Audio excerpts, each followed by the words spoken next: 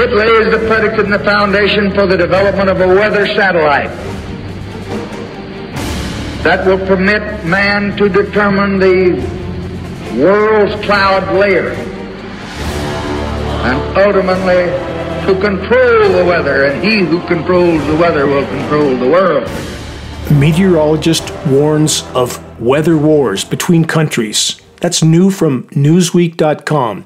A meteorologist has warned of potential, quote, weather wars between countries if cloud seeding gets out of hand. The Newsweek report then states, quote, the Dubai floods act as a stark warning of the unintended consequences we can unleash when we use such technology to alter the weather.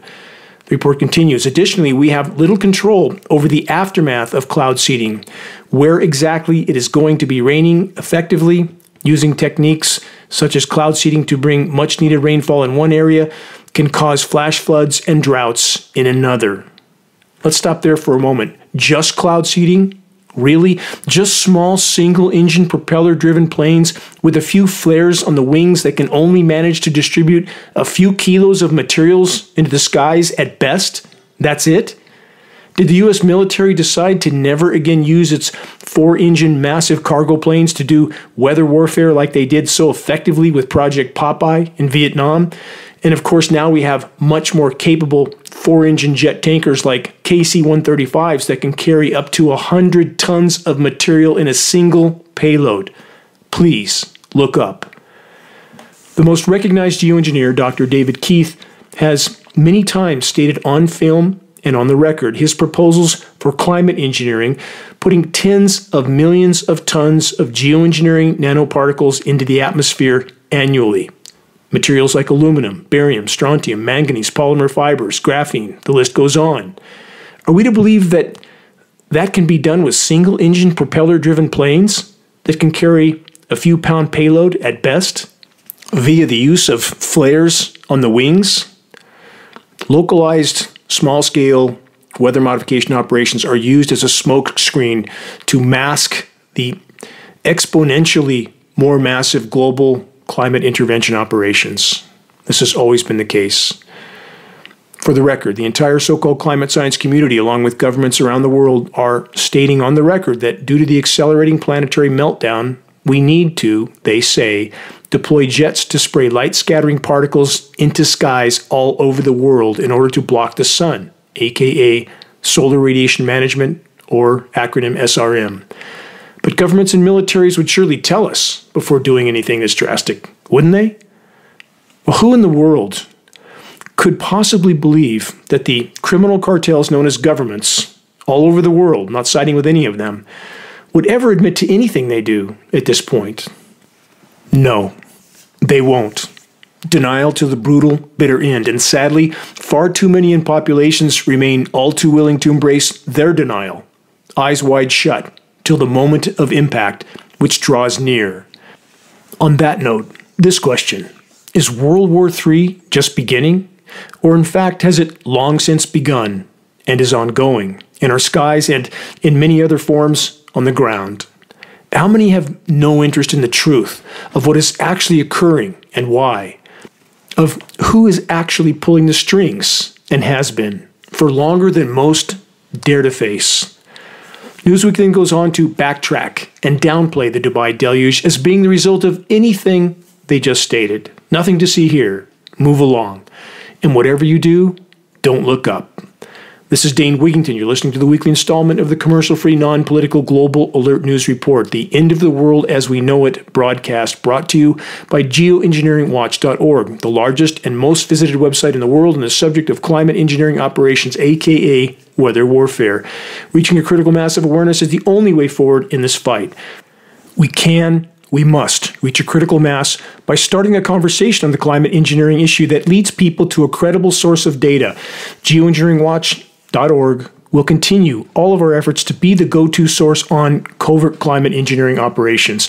Start a conversation on climate engineering with Geoengineering Watch awareness-raising materials available on our homepage. If we can fully expose weather warfare, so many other truths would be forced to the full light of day with it. Moving on, and why does Dubai get the spotlight when such events are unfolding and accelerating all over the world? oil, and money. More on the Dubai scenario and the attempt to cover it up. From MSN.com, intensified rainfall and urban chaos. Dubai's cloud seeding program backfires with flooding. The United Arab Emirates, recognizing its vulnerability to water scarcity, initiated cloud seeding in 2002, striving to secure its water resources. However, the technology has shown its double-edged nature, as the absence of sufficient drainage systems in many areas has facilitated the current flooding crisis. They continue. Recent events suggest that the embrace of this technology has not been met with the necessary infrastructure adaptations to manage excessive rainfall. In an ironic twist, the very interventions designed to sustain the nation's water supply have now inundated its cities. The dilemma faced by the UAE is emblematic of the broader challenges associated with, wait for it, geoengineering. The MSN report continues with this. As nations worldwide explore innovative technologies to combat environmental issues, the interplay between human intervention and natural systems becomes increasingly complex. Again, really? Just quote complex? Here's a more on-the-mark definition. Unimaginably destructive, devastatingly destructive.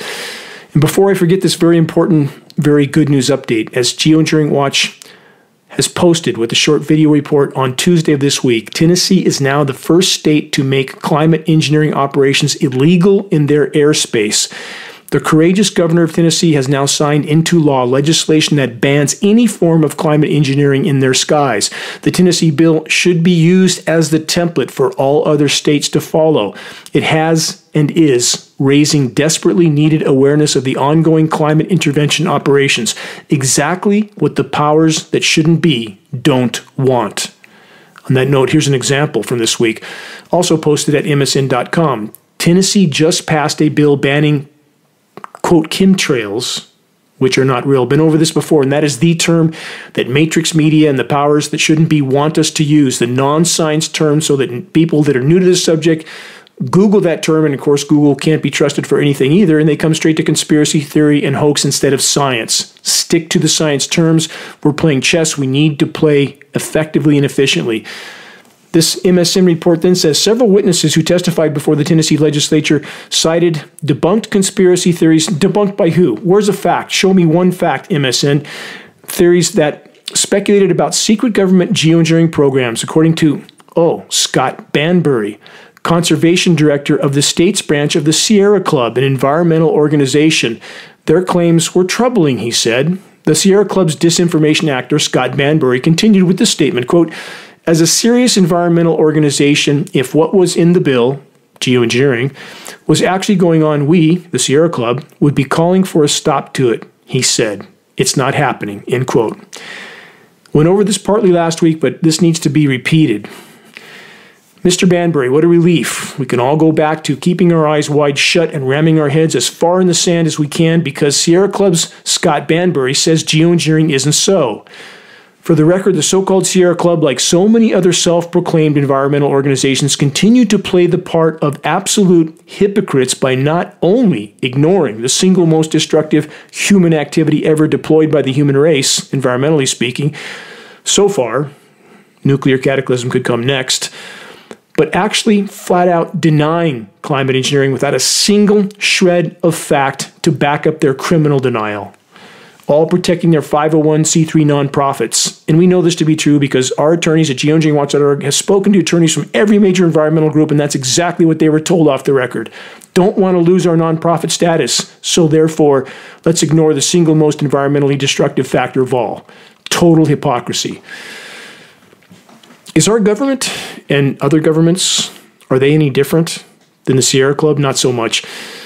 No matter how many times the U.S. government and its matrix media mouthpiece lie and deceive the masses, and no matter in how many ways, all that the criminal cabal in Washington has to do is start pumping up the false patriotism propaganda, and the freshly scripted batch of lies is yet again gulped down by far too many, mixing in some meaningless political theater all along the way, right? Back to Dubai. And then comes the far beyond draconian Dubai PR damage control campaign. This is part of the cover-up end of this story. Consider this next headline on Dubai from the UK Independent. Storm warning. It is illegal to post, quote, irresponsible pictures of storms online, Dubai authorities say, from this UK Independent report. Posting negative images or rumors about the recent flooding in the United Arab Emirates could be punished under the country's cybercrime laws. The report then says it is illegal to post pictures of storms online. Authorities in the United Arab Emirates have warned. Posting negative images or rumors about the recent flooding could be punished under the country's cybercrime laws, the Interior Ministry said. Damaging the country's reputation online is punishable by imprisonment and a fine of up to 1 million Emirati dirhams, that's their currency, I guess, which is the equivalent of 189,500 euros. That's a substantial sum of money, isn't it? If you post a picture of a storm that mainstream media has stated was from seeding online, that's what could happen to you. Let's add more to this from AY News, that's TV Dubai. It's now illegal to post storm pictures online. Dubai authorities warn again, saying officials said people were, quote, spreading rumors and behaving, quote, irresponsibly on social media. Yes, behaving irresponsibly. How dare citizens tell the truth and share photos of the same? The noose is being tightened all over the world. Time isn't on our side. Wake up and speak out while you can. Before getting to the Dubai deluge backtracking part or more of it, here's another report to consider from Bloomberg.com. Dubai grinds to standstill as cloud seeding worsens flooding. Maybe Bloomberg is going to end up in jail if there's any of them in Dubai. Seeding planes used to take advantage of low-pressure system. This is all from the Bloomberg report, word for word. Heavy rain disrupts transportation systems and closes UAE schools. The Gulf States National Center of Meteorology dispatched seeding planes from a Dubai airport on Monday and Tuesday, again, all from the Bloomberg report, to take advantage of convective cloud formations, according to Ahmed Habib, a specialist meteorologist. That technique involves implanting chemicals and tiny particles, all from the Bloomberg report. Let's stop there for a moment. So sorry, one more footnote about those, quote, tiny particles just mentioned by Bloomberg. Microplastics are showing up virtually everywhere, from our airspace to our food and our water. So let's remember this not-so-fun fact from unm.edu, that's University of New Mexico. Microplastics make their way from the gut to other organs, from UNM Research.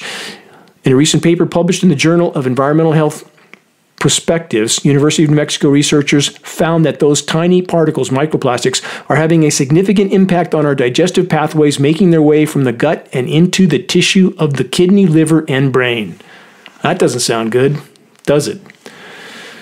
Back to the backtracking on what the controllers don't want populations to awaken to from BBC.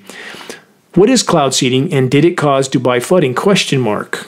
BBC report then says cloud seeding missions in Emirati territory are run by the National Center of Meteorology, that's the NCM, a governmental task force. Dubai has been hit by record floods over the past 24 hours, sparking, BBC says, misleading speculation about cloud seeding. While BBC has been unable to independently verify when cloud seeding took place, well, Bloomberg verified it. How come BBC can't? BBC then states experts say that at best the cloud seeding, would have had a minor effect on the storm and that focusing on cloud seeding is, quote, misleading. They then say earlier reports by Bloomberg suggested cloud seeding planes were deployed on Sunday and Monday, but not on Tuesday, when the flooding occurred. Well, isn't that odd? I'll repeat what the Bloomberg article just stated, which I just covered. Seeding aircraft left Dubai Airport on Monday and Tuesday to take advantage of convective cloud formation. Somebody doesn't have their story right. And again, in regard to the weather mod airplanes with a few flares strapped on the wings, that is nothing more than a smokescreen, no pun intended, for the exponentially more massive climate intervention operations, which are literally a global climate Manhattan project. Let's add this from Reuters.com. What caused Dubai floods? Question mark. Experts cite climate change, not cloud seeding. Now we're eliminating cloud seeding altogether. Complete backtracking of the entire story. The controllers absolutely don't want this story out, not as it was originally broken. They want to blame it on anything and everything but human intervention in the weather. They don't want this out on top of the legislation just passed in Tennessee. Think about it. Next. Apocalyptic Dubai floods shake picture perfect city. That's another from BBC. And this more recent headline on the Dubai deluges completely omitted the government's admission of cloud seeding being involved. Why? Again, consider those who control the oil along with those who control the money. Connect the puzzle pieces.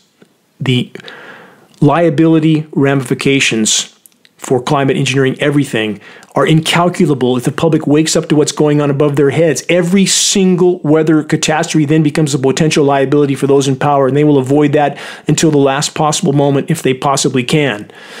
If you want to see shocking NASA satellite images of the skies around Dubai the day before the devastating deluge, follow me on Instagram. My handle is Dane Wigington, and you can look at these images and decide for yourself if the sky the day before looked natural or anything but. NASA satellite images. Matrix Media continues to do their best to do what they do best, to lie and deny. Those who control the money printing control militaries and media, all of it. They control the narrative. If they say climate engineering is just a conspiracy theory and a hoax, a disappointingly high percentage of the population still blindly believes, with no objective or honest investigation whatsoever. Programmed preconceptions, ideology, and conditioned bias. That's what rules the day. If Matrix Media says the armies of the empires, the most advanced and well-armed on the planet, are the unquestionable good guys, and that anyone who they eliminate are always the bad guys, again, how many gladly and willingly choose to blindly believe exactly what they're told to believe, which keeps them from having to face any uncomfortable resistance in their social media circles? We wouldn't want that, would we? How many in the category that I just described have ever taken the time to carry out any objective investigation of the uncensored history surrounding conflict zones and the increasing chaos and carnage they include? Those who control the printing of money and have, for far longer than most dare to imagine, control it all, including the narrative, for the moment. From NewScientist.com, the perils and promise of extreme geoengineering. Footnote, after over 75 years of it, we're all learning about the perils the hard way, still waiting for those so-called promises. For the record, there is no benevolence in climate engineering operations. It is a weapon of power and control, period. But power structure controlled institutions of indoctrination will still try to convince us otherwise. That's the task they are given. Headline from the University of Birmingham: could geoengineering be more effective painkiller for global warming than previously thought? Question mark. In a study published in Nature Geoscience, researchers at the University of Birmingham found that marine cloud brightening, also known as marine cloud engineering, works primarily by increasing the amount of cloud cover, accounting for 60 to 90% of cooling effect. Let's stop there. Unfortunately, the fact that climate engineering atmospheric aerosols dramatically reduce natural cloud cover isn't mentioned. What a surprise. Here's a Northern California recent weather chaos update. Since late March, on the east side of Lake Shasta, low elevation, 80 degrees. Late March to snow, back to 80 degrees, back to snow, now back to 85 degrees late this week. In more detail, last Sunday, I woke up to a fresh blanket of frozen white material, which I won't dignify with calling snow. That was April 14th in this location. Never seen that before here. And no, it wasn't hail either. This was after 80 degrees only days before. This frozen material was all gone within hours as temperatures rose rapidly. By midweek, back to 80 and even higher by late week. And in other parts of the country, the baseball-sized hail continues along with the flash chemical cooldowns at the surface. Colliding warm and cold air masses also create cyclonic rotations. Ponder that. Anyone that still believes such unprecedented anomalies, which are now becoming the norm all over the world, are just random freak acts of nature, please wake up and do some real research, starting with the engineering winter section on the homepage of geoengineeringwatch.org. And am I denying all the other forms of human damage to the planet? Absolutely not. We have trashed this planet in the geologic blink of an eye in far too many ways to even begin to go into on this broadcast. It would take hours. It's a this and that equation, not a this or that equation like so many want to make it. We must face the whole truth, or we end up with something other than the truth. But let's start with stopping climate engineering, and then we can assess the damage done to the planet. As I've stated on this broadcast countless times, destructive drought and devastating deluge scenarios are the hallmark of climate engineering operations. For the record, again, there can be no legitimate discussion of climate anything from any perspective without first and foremost acknowledging and addressing climate disruption operations. So, where else has freak flash flooding hit this week, which U.S. Matrix Media hasn't said a word about, as they pump out non-stop scripted political theater? From Al Jazeera, at least 33 killed in Afghanistan as heavy rains set off flash floods. Also from Al Jazeera, because U.S. Matrix Media, again, is increasingly ignoring the rest of the world, deadly floods in India leave hundreds stranded. Another from Al Jazeera. Drone video shows extent of snow melt flooding in Russia and Kazakhstan. One more from Al Jazeera. Heavy rains kill 18 in Oman as flash floods lash UAE. Rescue teams search for missing people in Oman as bad weather disrupts travel in the United Arab Emirates. From BBC, Russia, Kazakhstan floods, high water levels swamp houses. From phys.org, lightning downpours kill 41 people across Pakistan. And from the UK Guardian, UK facing food shortages and price rises after extreme weather. Heavy rain likely to cause low yields in Britain and other parts of Europe, with drought in Morocco hitting imports. Here's a footnote for those Americans that are still clinging to the fantasy that Costco and Walmart shelves will always be stocked up with nanoparticle-filled processed frankenfoods. Think again. The shortages are coming, and that's just the beginning. You can quote me on that. So do we need to go to Al Jazeera and other sources to get any clue about what's unfolding around the world? Short answer, yes. Other forms of media have been banned off major U.S. networks. They want you only to see what they tell you is the truth, and that's it. And about other sources, this is often true even when it comes to the completely unnatural weather in the U.S. The following is a case in point from the UK Guardian. Unseasonal wildfires beset Midwest. Quote, the strangest winter I've ever seen. That's part of the headline. The U.S. Midwest typically spends the start of spring emerging from snow, but this year, after a warm winter left landscapes parched, the region instead was primed to burn. Hundreds of blazes have already ignited. Yes, the strangest winter ever. The winter that wasn't for many. And wait till next year, if we make it through the coming summer. From Bloomberg, climate change to cause $38 trillion a year in damages by 2049. The world economy will suffer less financial damage, the report says, if global warming is limited to 2 degrees C, according to research. Well, first, too late for that. Based on unfiltered frontline temperature data, we are likely past 3.5 C over pre-industrial baselines right now. And there's absolutely no need to worry about this headline. On the current course, we won't make it to 2049 or 2039 or likely even 2029 without a total capsizing of the current reality. But again, so-called renewable energy that isn't, to the rescue. Construction soon to begin on biggest U.S. offshore wind farm. That's from offshorewindbiz.com. It's Coastal Virginia Offshore Wind Project site. That's CVOW. What a great idea. More highly destructive wind farms with climate engineering radically impacting wind patterns in the wrong direction, either too much or too little. And for those that don't know, I've cited this on the broadcast before. When you double the optimal wind speed for turbines, you make no power because they have to shut the turbines off to keep them from blowing apart. If you cut that wind speed in half, you make 1/8 the power they should make. And climate engineering is facilitating all or nothing wind scenarios. And let's build lots more massive solar farms also, right? The massive chemical ice nucleating hail can then completely obliterate the solar farms. And this is already happening. Please search it online. You will be absolutely shocked. Whole massive commercial solar farms completely annihilated by single hailstorms. Chemical ice nucleation for weather modification. Core to this equation. Please, please search the engineering winter section on the homepage of geoengineeringwatch.org. Search Chinese scientists create artificial snowstorm. Everybody covered it. Popular Science, Fox News, MSNBC. I've been over this so many times on this broadcast. How many people take the time to go look? Instead of just settling into their programmed preconceptions, please don't do that. Please don't do that. Everything is in the balance. Everything. And about our superheating seas, the bottom line from New York Times. Ocean heat has shattered records for more than a year. This is an ongoing story. It's getting worse every day.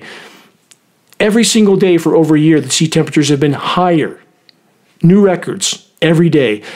The Times report then says, what's happening? Question mark. They don't know. Yes, another example of so-called climate scientists stating, gee, we just can't figure it out.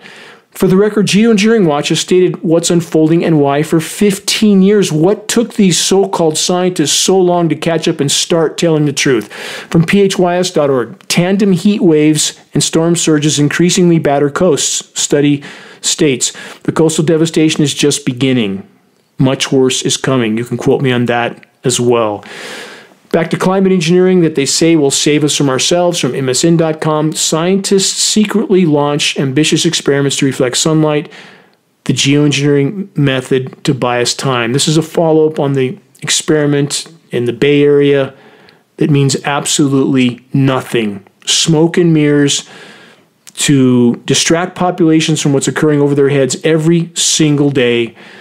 And the only reason I cited this more recent report on this smoke and mirrors so-called experiment that just occurred is because of the final statement in the headline, the geoengineering method that could buy us time. So here's the question. Is this next report that I'm about to cover the kind of cure that the last report was alluding to, from record highs to record crop-crushing cold? So let's add this. From severeweather.eu, Europe braces for a cold spell and snow after record-breaking heat wave. It never ends. April has continued with an astonishing warm period across Europe, with hundreds of monthly temperature records shattered across large parts of the continent. But this week, the historic heat wave is coming to an end, and it will be a dramatic temperature change from above 30 C over the weekend into single digits by midweek. On top of it, they say, a sharp cold front will likely bring snow into lowlands across Central Europe and the Balkan Peninsula, followed by an increasing risk of damaging frost. They say from Sunday's 15 degrees C at this level to around -5 C by Tuesday, so nearly a 20 degrees C drop in less than 2 days. We can also see that the cold period will extend for at least another week, possibly even longer. They're reading the scheduled weather, period. The severeweather.eu report then says, quote, this will introduce an extreme risk of damaging frost to agriculture and blossoming trees. They say another cold blast is likely to follow the weekend and next week, potentially even lower temperatures and more frosty mornings, which means the potential for damaging morning frost and catastrophic consequences might follow to agriculture. That's what they're referring to. How many times have I cited the same thing happening in the U.S. West and other parts of the U.S.? Everything blooms and buds because of the ever warmer temperatures, and then they're wiped out by flash surface cold, chemical cold, and we know because we're testing this material. Don't eat it. It's packed full of climate engineering elements. Everything we test is. And we do have those pesky peer-reviewed studies which prove there's not an uncontaminated drop of rain on planet Earth, but over that many broadcasts, PFAS chemicals, and not to mention climate engineering elements which aren't tested for, every single drop of rain on the planet is now considered to be toxic. North Pole, South Pole, Mount Everest, everywhere in between. That's why the PFAS forever chemicals are showing up in everything, including us. On to the South Seas from philstar.com, 24 areas under danger heat classification. This is in the Philippines. 24 areas are expected to experience scorching temperatures of up to 46 degrees C on Tuesday, State Weather Bureau reported. Let's do some math on this. Because if these are the ambient temperatures, this is beyond alarming. The report isn't citing heat index, so we must assume this is ambient temperatures. And if that's the case, then here's the math. 46 C is about 115 degrees Fahrenheit. If, for example, the humidity levels were perhaps 50%, which should be conservative for a tropical island, then the heat index, according to the National Oceanic and Atmospheric Administration Heat Index Calculator, would be about 172.5 degrees. That's the feels like temperature. Again, I'm only citing the temperatures in this report and providing a figure from the National Oceanic and Atmospheric Administration Heat Index Calculator. But whatever the heat index temperature is, we are entering what is known as the wet bulb effect, the feels-like temperatures that are beyond what the human body can tolerate. Look up that term, wet bulb temperatures. Learn more. We are in completely uncharted territory on planet Earth, and it will get rapidly worse from here. You can quote me on that as well. And it's not just the Philippines. From multiple sources, China hits 43 C in April. It's the hottest ever April temperature in China. Nothing on Matrix Media about any of this. More puzzle pieces. First from Japan, this new report from the UK Daily Mirror. Japan earthquake. Yes, another one. Millions on high alert after 6.4 tremor leaves streets piled up with rubble. And the quake was just in time for this. That's what it's leading up to. Also on Japan from ABC News. Operative Japan's wrecked Fukushima Daiichi nuclear power plant prepares to restart another plant. So many great ideas from governments all over the world. So it's not only the US that's going to restart decommissioned and dilapidated nuclear nightmare power plants. Japan is also going to get in on the action because they have to keep those air conditioners running as the world goes into full-blown temperature meltdown. Let's add some nuclear meltdown to go with it. Sprinting toward extremely near-term planetary omnicide. Welcome to the asylum. And above it all, climate engineering, officially just a conspiracy theory, rages on. You're listening to the weekly installment of Global Alert News, the Bad News Broadcast, installment number 454, April 20th, 2024. This is Dane Wigington, your host. Global Alert News is brought to you by Geoengineeringwatch.org, the largest and most visited website in the world on the subject of climate intervention operations known as geoengineering. The commercial-free, non-political Global Alert News Hour is currently being aired on numerous AM and FM stations throughout the country. Recordings of this broadcast can be found on the homepage of Geoengineeringwatch.org under the recent column and on the Dane Wigington YouTube channel. Geoengineering Watch wishes to express our deepest gratitude to those that have helped us to expand our reach and thus our voice in this very desperate last-hour effort to sound the alarm. On that subject, if you're on our email list, please put us on your email contact book so that our mailouts don't go to the spam files. Please help us to share the groundbreaking documentary The Dimming, which fully exposes the climate engineering atrocities, now with over 10 million views. And thanks to each and every individual that helps share this documentary to reach that level. The best way to share is by circulating the direct link to The Dimming by email directly from the homepage of Geoengineering Watch. Sharing directly helps us to overcome social media censorship. When viewing our YouTube of The Dimming or Global Alert News or any other Geoengineering Watch video on YouTube, please subscribe, share, and comment, all of which helps us to circulate critically important data to a much wider audience. How do we reach those that still aren't looking up? Here's one way. By starting the conversation with Geoengineering Watch awareness-raising materials which can be found on our homepage. Our only goal to provide activists what they need to move this fight forward.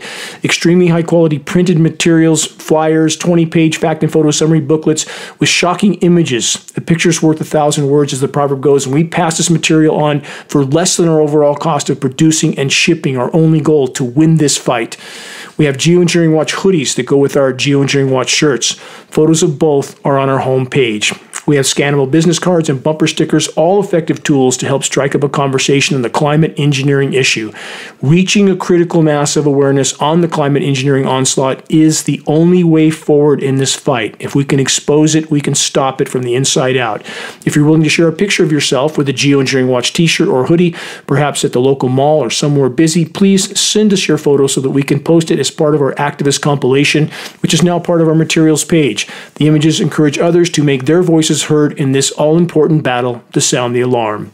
And to all those that are steadfastly committed to this must-win fight for all that matters, I want to express my deepest and most profound gratitude as always. It's our collective efforts that can absolutely still make a difference, even at this late hour. Moving on to more of the fundamental factors on which our collective futures most completely depends, about the Arctic and climate engineering. More bad news from Springer Nature.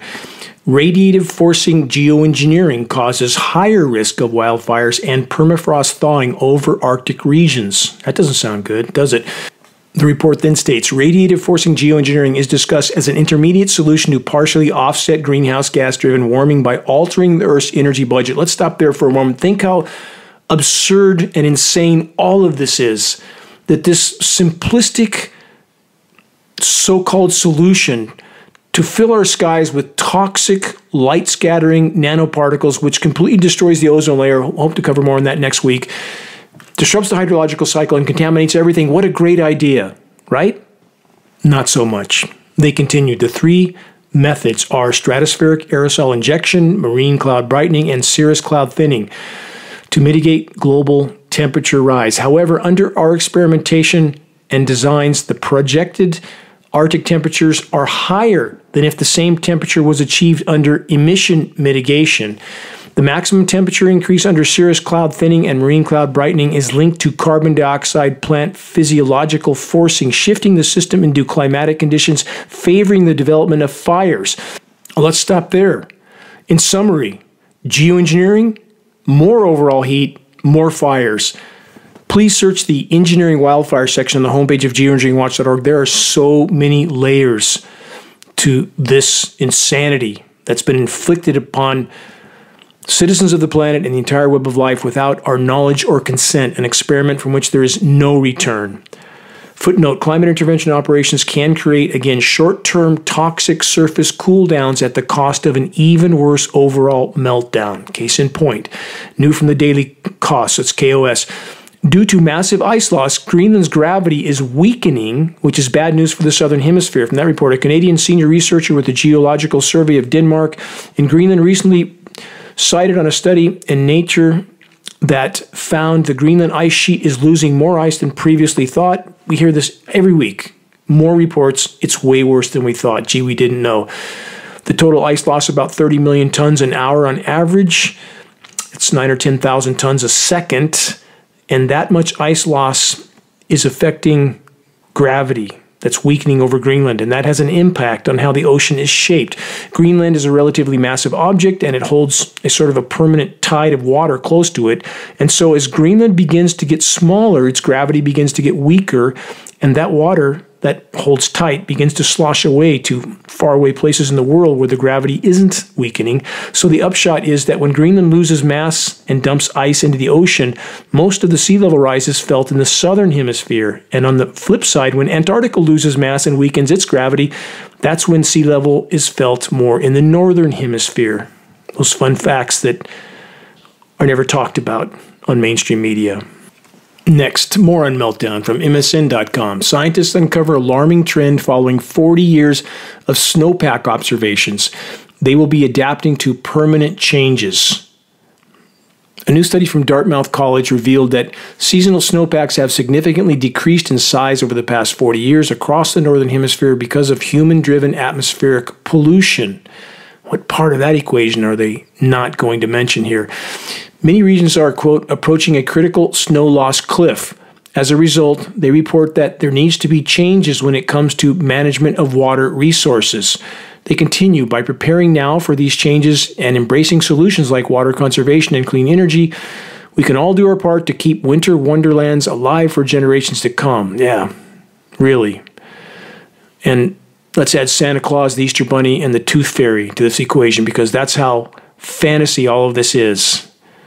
If we just think happy thoughts and buy a solar panel and recycle our plastic, most of which isn't recyclable anyway, something they don't tell us, then we'll all live happily ever after. Except that's not how the story ends. And it's because of this kind of Pollyanna finish on so many articles that people don't understand what's happening, how severe it is and how immediate it is. Because nobody in matrix media or the so-called science community is willing to tell the unvarnished truth, and that needs to change immediately because we are out of time. How's the polar ice doing, by the way? Record low mass.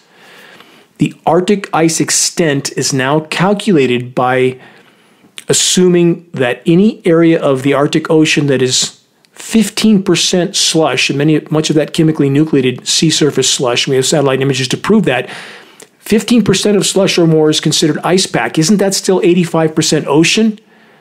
That's how they statistically hide how severe the meltdown is. The mass, the volume, which is all that matters, is at all-time record low north and south pole.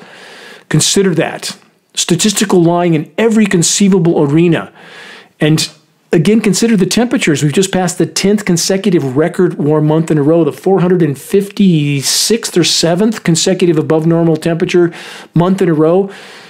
The planet's in total meltdown, and countless forms of human activity are the cause. This is not some coincidental cosmological event. Whatever's going on cosmologically, we have to look at the cause and effect that we know of and can prove. Climate engineering, a core part to this equation, man's attempt to use weather as a weapon and to mask the severity of what's unfolding by engineering chemical surface cooldowns, toxic chemical cooldowns, including massive hail, 80 degrees, snow, back to 80 degrees. How obvious can this be? These are patented processes. Chinese government openly admitted they were doing it about 15 years ago, I believe, until they did $1 billion worth of damage to Beijing, at which time they went underground with this because their population was not very happy about that. Please, please research, connect the dots. Don't go about your life like nothing's wrong because so much is about to change. Please help us to expose it while we can still make a difference. More on drought deluge scenarios from king5.com. Department of Ecology declares drought emergency for most of Washington state. Drought deluge scenarios. So while people think the West Coast has had all this rain from all these atmospheric rivers, what do? When this unorganized moisture drifts in, they are aerosolizing it. Too many condensation nuclei, which means the droplets don't combine and fall. They just migrate on. We have day after day of this featureless sky with nothing falling out. They use frequency transmissions, which we can track and have.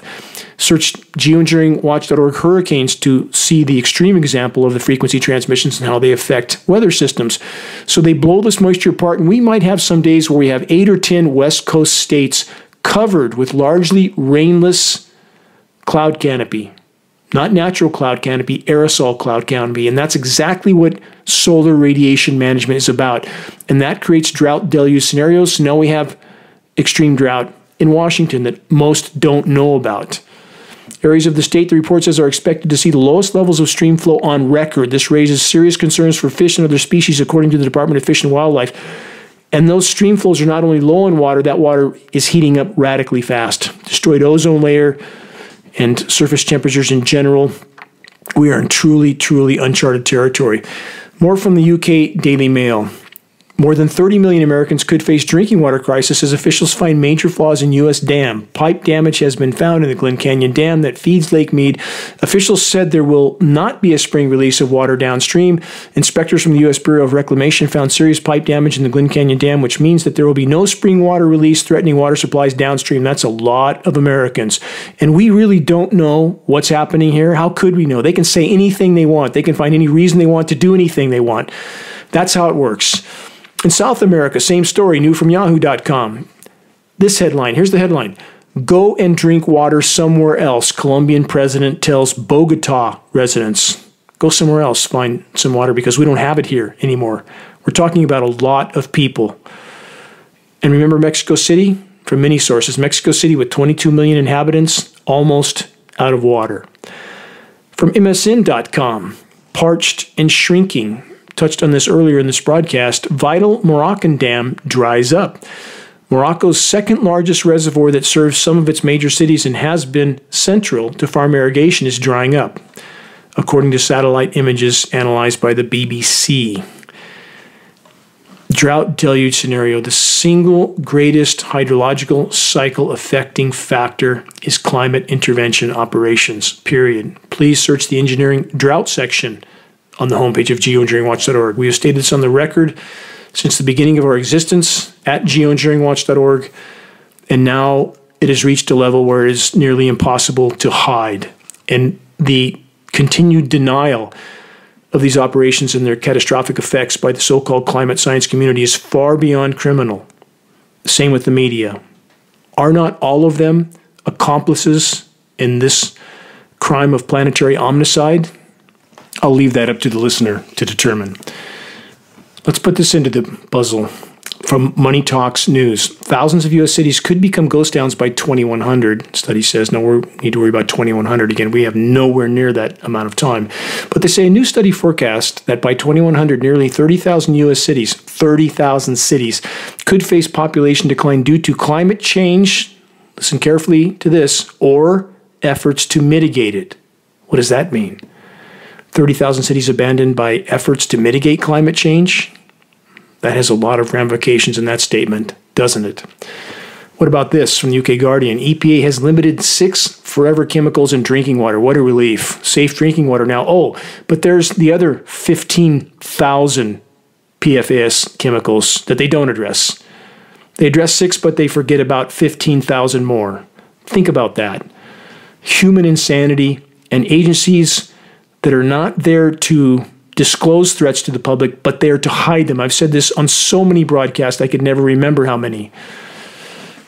Take all this in. Understand where we're heading at blinding speed. And yes, the flashing light and blaring horn you hear is an oncoming train. From InsideClimateNews.org, should toxic wastewater from gas drilling be spread on Pennsylvania roads as a dust and snow suppressant? The report says highly saline wastewater containing proprietary drilling chemicals. What might those be? As well as benzene, arsenic, and radium-226 and 228, both radioactive isotopes.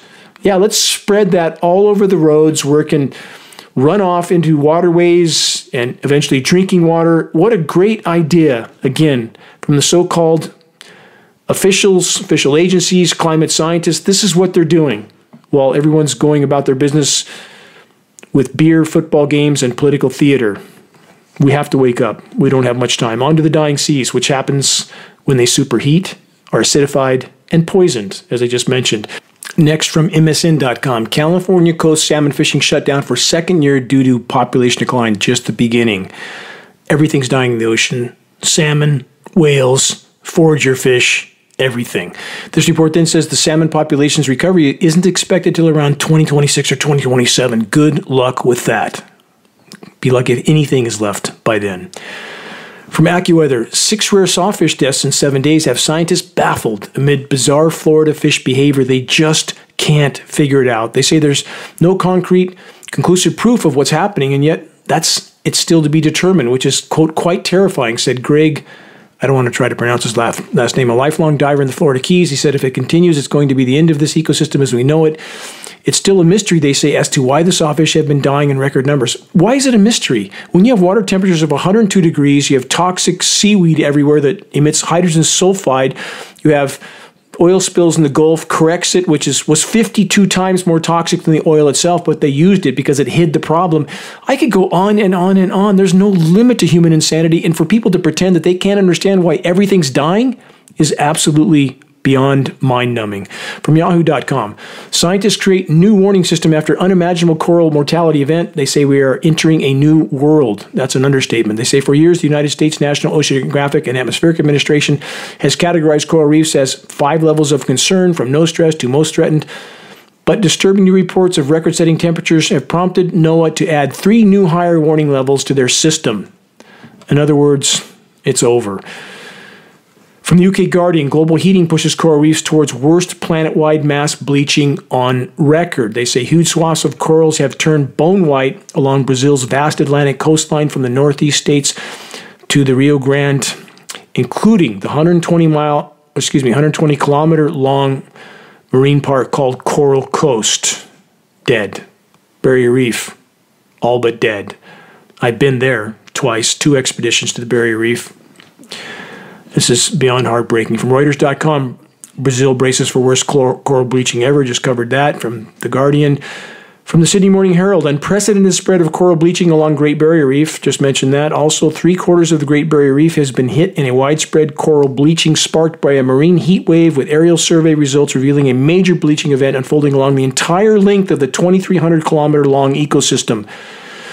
And the kelp forests are already dead. Oceans are dying by the day. You can't just turn off this momentum. We are hurtling toward a planet that will not sustain life. From the New York Times, the widest ever global coral crisis will hit within weeks, scientists say. Rising sea temperatures around the planet have caused a bleaching event that is expected to be the most extensive on record. Not expected, it already is. And it's getting worse by the day. Next, from the Netherlands Institute for Sea Research, impact of climate change on marine life much bigger than previously known. Again and again and again, we just didn't know. They say fish and invertebrate animals are far more affected by warmer and more acidic seawater than was previously known, based on a new analysis published in the Scientific Journal of Nature Communications. If ocean warming and acidification continue the current trajectory, up to 100% of the biological processes in fish and invertebrate species will be affected. In other words, everything gone. Canfield Ocean, look it up. And we are hurtling toward that exact scenario. The manipulators of the matrix know full well that they must keep the normalcy bias in the majority of the masses fully fueled, because the moment a critical majority wake up to reality and the facade is shattered, the party's over. Here's an unfolding example. Haiti has now gone into Mad Max scenario, coming to a neighborhood near you, and there are over 36 countries already heading down the same road. Many more are coming. Wait and see. Here's an example in its early stages from yahoo.com. Crime-ridden San Francisco seeks to allow lawsuits against grocery stores fleeing the city as mass corporate exodus continues. From the economictimes.com, UN climate chief says 2 years to save the planet. And many will mistakenly conclude from that headline that so long as we act in the next 2 years, everything will be fine. A conclusion that couldn't be further from reality. For the record, we passed the point of no return at blinding speed 2 to 3 decades ago. There's no going back. The question now is, again, will anyone survive what's already unfolding and accelerating? To be clear, a nuclear war isn't needed, though that is likely on the menu also. Even if all human activity and destruction stop today, impact is still inevitable. It can't be stopped, only further accelerated by even more doubling down on what got us here in the first place. So where do we go from here? Consider this new headline from the UK Guardian. No birdsong, no water in the creek, no beating wings. How a haven for nature fell silent.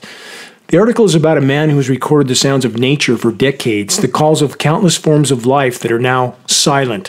This report struck a very deep chord with me. How well I know this story, because I've lived it. In years now past, when I worked feverishly in the forest of Northern California restoring habitat in the region where I live off-grid, I would often bed down for the night, wherever I was at the end of a long summer day. Within the first faint glimmers of sunlight, sleep was no longer an option, as the forest was alive with countless singing birds of various species. It was life. It was miraculous and beautiful.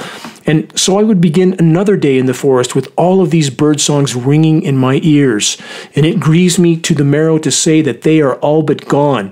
And the few birds that remain, struggling to survive, are generally silent. They sing no more. There are very few insects remaining. The predominant trees of western North America, the Douglas fir, are all in various stages of decline or already dead. All other species are struggling and also declining. Fungal diseases are epidemic. Toxic rain kills soil microbiome and root systems. The forest die-off follows. The beetles, on which everything is blamed, are only a symptom. I now weep when I walk through the wild where my silent sentient friends struggle to endure it all. Why and how can so many be so blind? In such moments, I reach for and cling to principles, rules for life and living that I've tried my best to adhere to since the age of 14. Among these principles, this, that we must always remember what is in our control and what isn't, what we can truly call our own and what not. The following words were spoken nearly 2,000 years ago by the Stoic philosopher Epictetus. His writings crossed my path when I was very young. From Epictetus, when you are thus prepared and trained to distinguish what belongs to others from your own, what is liable to restraint from what is not, to esteem the one, your will, as your own property from what is not, to keep your desire, to keep your aversion carefully regulated by this principle, whom have you any longer to fear? No one. For about what should you be afraid? About what is your own, which consists of the essence of good and evil? And who has any power over this but you? Who can take away your will? Who can hinder you in this regard any more than God can be hindered? But are you afraid for body, for possessions, for what belongs to others, for what is nothing to you? And what have you been studying all this while but to learn to distinguish from what is your own and all that which is not? What is in your power and what is not in your power? What is liable to restraint and what is not? And what is grief to you? For whatsoever we anticipate with fear, we endure with grief. For what then will you any longer passionately wish? For you have acquired a temperate and steady desire of things solely dependent on your will and the correct use of it. Since then you are unaffected with regard to things, i.e. personal possessions and everything outside the control of your own will, what man can any longer be formidable to you? Answer, none. These nearly 2,000-year-old words of wisdom from the lame slave Stoic philosopher Epictetus, mentor to the only sane Roman emperor Marcus Aurelius, have echoed through my mind for so many years and through so many challenges, along with this most foundational Stoic principle, that it would be better to die 1,000 deaths than to desert the post at which God has placed you.